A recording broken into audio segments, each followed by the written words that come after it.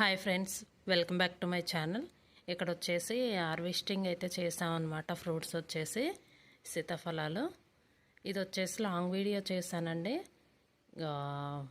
Morning upload చేశానన్నమాట. ఇక్కడైతే ఇంకా కోతులు అవి కోస్తున్నాయి అని చెప్పేసి ఇవైతే కట్ చేసాం. ఇవైతే కోసామన్నమాట. ఇవి వచ్చేసి నేను పేపర్లలో చుట్టు పెట్టేస్తాను.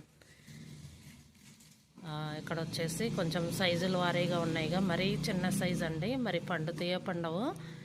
ఇంకా ఇవైతే పేపర్లో చుట్టేసి ఒక కవర్లో పెట్టేస్తాను. ఇక్కడైతే బచ్చలాకైతే హార్వెస్టింగ్ చేసాము. అదైతే ఇంకా పప్పులు పెట్టడానికనే కోసానమాట. చాలా ఫ్రెష్గా ఉంది కదా, ఇంక ఇది పప్పులో పెట్టేస్తాను.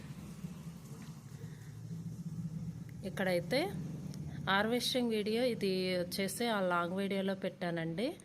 బచ్చలాకు వచ్చేసి ఇదైతే గార్డెన్లో ఉందన్నమాట.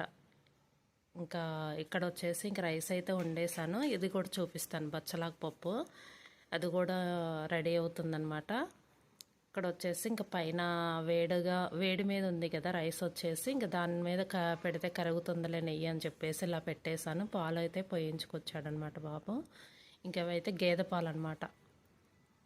ఇవైతే కాస్తున్నాను. ఒకవైపు వచ్చేసి పప్పు అయితే రెడీ అవుతుంది. ఇది వచ్చేసి బచ్చలాకు పప్పు అనమాట. చాలా బాగుంటుందండి. టేస్ట్ వచ్చేసి కొంచెం జిగురుగా ఉంటుంది కదా, ఆకు వచ్చేసి చాలా బాగుంటుంది టేస్ట్ బచ్చలాకు పప్పు. ఇక్కడ వచ్చేసి ఇంకా చిప్స్, అది కూడా పప్పు కానీ సామిని పెడితే ఇంకా చిప్స్ మాత్రం కంపల్సరీగా ఉండాలి. ఇక్కడైతే చిప్స్ కూడా వేయించి పెట్టాను. 4-5 రకాలన్నమాట. ఇవి వచ్చేసి కలర్ఫుల్గా కనిపిస్తాయిలే అని చెప్పేసి ఇలా అయితే చేశాను. ఇదండి వీడియో